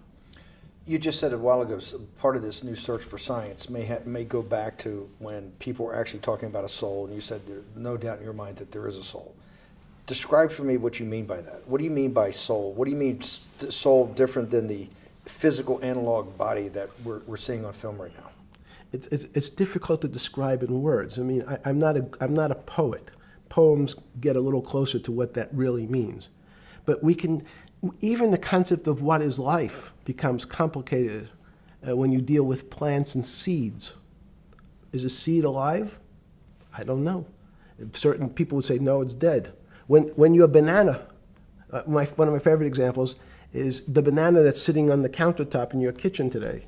Is it alive or dead? What do you think about human life? Tell me about human life. But your banana is alive. That banana is breathing. It's on your, you say, that's impossible, Jeffrey. No, it's not. Is the banana conscious? All these are words. So everyone's trying to fit a very complicated concepts into a very small box called conscious or alive. These don't fit in that way. So if you put your banana in a bag and put another fruit in with it, the fruit ripens faster because the banana breathes with it. We don't understand most of those things. So you asked the big question. Sorry. You talk about the life. What about human life? What about it? Tell me what do you think? What do you think human life is? It's a miracle. It's a miracle. And when I say miracle, I can't explain it, and I make no attempt to explain it at the moment. We don't know how to think about it. And anyone, and again, another one of the Feynman quotes when he was talking about quantum physics. He said, anyone, Jeffrey, who says they understand quantum physics and quantum mechanics and quantum behavior, you know they're lying. Let's talk about it. That's post-Newtonian. Talk about what's the difference, who founded quantum mechanics, why is quantum mechanics taking Newtonian physics and taking it to the next level? It forms a much broader category. Let's go back to this desk. You used the thing of Newton using this desk. Why can't Newton's theory explain everything? Why did subatomic quantum mechanics or quantum physics have to come in to explain this? Well, so let's go right back to square one. Why is it called quantum physics? So quanta is a word that simply means packet, small amount. So it's quantized. So we recognized, when we recognized that this table appears, another very complicated word, solid to us, it's really made up of molecules or atoms. And atoms, we've given lots of names to what some of the behaviors. If you were in school, when you and I were in school in the 50s, the model was a little center thing in the middle, and an electron went around and around it. It was seen as a ball that went around and around it. And as we started to look at, say, well, let's see what this ball looks like. I want to be able to examine that little thing called an electron. We found that there was nothing there. There wasn't the thing. It was simply a cloud of energy that we can call an electron. So we already started to see mysterious things as we go into very super small quantities, quantum physics. So quantum physics started to go into the very small, and at very small distances, we see things that we can't explain. We just cannot explain. How am I doing on time? 4 minutes. Fine. And to summarize, no, sorry. Let's go back to human life. When do you think human life starts? It's not these. So you see, this is the question. You're asking me to measure something again. It's the disease. It can't be measured. You just hate making commitments. That's why I'm not married. I'm peeling this onion back a layer at a time. All your bullshit and happy target can't be measured like that. Is that to say measure it's a commitment. You don't even like a commitment when you answer a question. I don't As know. they say in golf, commit to the shot. I don't know what it means to be measured. You do know what it means to be measured. You're one of the leading currency traders, hedge fund guys, or stock market financial wizards. You're in the high priesthood of high finance. You certainly know how to measure. That's why you're a billionaire. Any other answer besides that is total and complete bullshit, and you know it. I know very few things.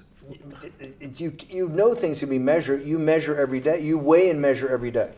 You weigh and measure people. You weigh and measure leaders. You weigh and measure economies. You weigh and measure politics. It's a very good. You weigh and measure. You weigh. Hang on. Your whole life, in fact, is measuring. So what you've now done is a great thing, is you've used the word measure, a mathematic term, in the common vernacular and abused it. So I don't even recognize what it means. It's so abusive to my field. Why? And let's go to that. In mathematics, measure means what specifically? There's no specific. It's an approximation, or giving something a number. Einstein said, we're not asking you to go to the 9th decimal point. You didn't say that before. No, you're not going to the 9th. I don't even. What if I say measure? How tall are you? You'd say, in your case, 6 foot. 6 feet. But is it 6 foot 1 inch? Give or take, between 5'11" and 6 feet. But what's that? But I want. So the question is, I want an accurate. I got Zeno's paradox. I don't even know what it means to measure you. Am I measuring the top of your hair, the top of your skull, and the finer, the more. You're being rabbinical. This is like. I shaved my beard off. I used to be rabbinical. No, my point is, isn't that going through the Torah where you're parsing every definition? No, so, however we broadly define measure, your life literally is about measurement, is it not? It's about putting numbers on things so that I can try my best. That you can call it whatever you like. If Well, that what do makes you feel better. What do you know? No, Because I I'm wanna trying make you relate it happy. back to your scientific inquiry. No, even a number. People don't. A number is a complicated When did thing. you come? When did you come to this When did you come to this aha moment? Was when it was in your solitary confinement, when the biggest financial crisis in world history was going on, in your 7x9 jail cell with your metal bed and your two brushes because you were a trustee with the brown uniform on, trustee spelled wrong. Is that the moment of clarity that you had about science and Newtonian physics and everything that we can measure is really not going to be the way we go forward? It's going to be much more esoteric, emotional intelligence thing. Was that your moment of clarity? I wish it was, because it would make such a great story for this interview, but it's not. It's the fact that I lead such a privileged life to come across. But when did you? If it didn't happen then, when did it? Or did it happen before? I was going to hopefully get to the. Okay. I'm in a privileged position to have some of the world's smartest people come to my house and tell me what they think about different subjects, and I finally realized that the thing that they had most in common was there was this area, no matter how smart they were, that when I asked them the questions, they said they'd have to resort to a 500 or 1,000-year-old response to that question, which was, I don't know. You know who else found that out? Socrates. That's what Socrates kept doing, right? Socrates kept asking all the experts. He would go through, question after question after question, and realize at the end they didn't really know. They really didn't basically understand what they were talking about. And one of the things that people won't enjoy, it turns out that potentially one of the bad things to teach children is how to write. Writing, reading, and arithmetic was supposed to be, everyone's supposed to be taught. But writing forces you into a very narrow channel of thinking. You have to write in a certain form, in a certain way, in a certain linear pattern. So your thinking becomes somewhat narrow. The reason I brought up writing is one of the recent discoveries of mine with respect to Socrates, Plato, and Aristotle is they never wrote anything. They spoke, and people around who could write wrote. Socrates could think. So that was... Jesus of Nazareth was the same way, right? Never wrote anything.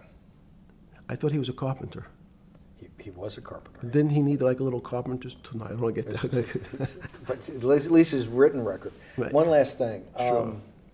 Thank you for having me to your house.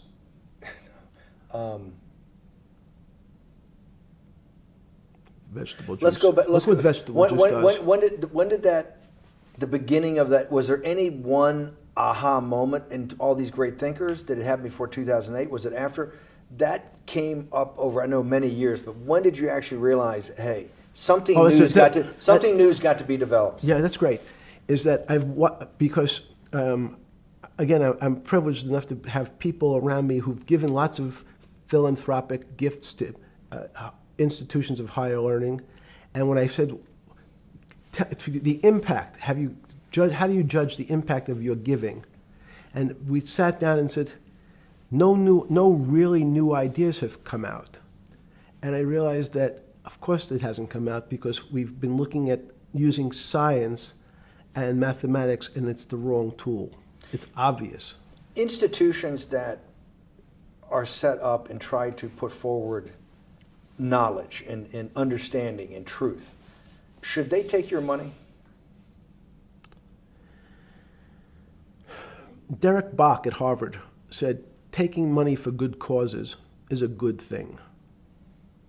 So if Hitler took all the gold out of the teeth of the Jews and said, I want to give this to Heidelberg University to fund the Leibniz chairs so that I can study high energy physics, Derek Bach would say that was fine? Again, these questions are questions where good people on both sides, like your Charlottesville, could differ. I don't know the answer to these questions. So tell us the two. Give us the two answers. The one answer why it shouldn't be, and then the one answer. Derek Bach says, I'll essentially take cash from anybody because I got so many projects, so many good guys, and this is the way I'll do it. So I'm indifferent to where the cash comes from. Money's money. And if I got good guys, I'm the fiduciary that says these are good people and this is good research, okay? I'll take the cash from any source, including you. What's the other argument? Let me give you that. I know in my case, Is your money dirty money? If you live, I just asked a question. Is your money dirty money? No, it's not. So, in fact, why is it not dirty money? Because I earned it, But you earned it. I earned it legally. We went back to this before. You earned Yes. it. You earned it, advising the worst people in the world, right? That do enormous bad things, and just to make more money. So, instead of asking me the question, should you take the money? Because I think it's a legitimate question. You think it's a legitimate question? Yes, no Why? question. Because I think about, ethics is always a complicated subject, but I can tell you that with the money I gave to help try to eradicate polio in Pakistan and India, instead of asking me whether that money should be given to these children for vaccines, I think you might want to ask their mothers who received the vaccine, who know their child now won't get polio, and ask them if Epstein should have helped these people with their money. If we walked in, you're a mathematician. You're a mathematician. If we walked into that clinic where they're giving that money out to these people that are in the most dire straits of poverty and sickness, and told them that the money was coming from class 3 sexual predator? Tier 1. Tier 1's the highest and worst? No, I'm the lowest. I'm the lowest. You're the lowest. Okay, tier 1, you're the lowest. But a criminal. Yes. That the money came from them. What percentage of people do you estimate? I understand you don't like probabilities. Do you estimate would say, I don't care, I want the money for my children? I would say everyone said, I want the money for my children. Did they know where the money came from? I think if you told them, if I told them the devil, 100%. the devil himself. The devil himself said, I'm going to exchange some dollars for your child's life. Do you think you're the devil himself? No, but I do have a good mirror. It's a serious question. Do you think you're the devil himself? I don't know. Why would you say that? Because you have all the attributes. You're incredibly smart. You remember the devil is Was somebody the devil knows smart? The devil's brilliant. You read Milton's Paradise Lost. No, the devil scares me. Satan is at the number 1 or 2 archangel, and the reason he goes to hell and leads the rebellion is because he can't be the top guy. And his thing is, I'd rather reign in hell than serve in heaven. I saw that in a movie once called American Dharma. I don't remember who said it. Okay, we have to go. Okay, good. Okay. That was good.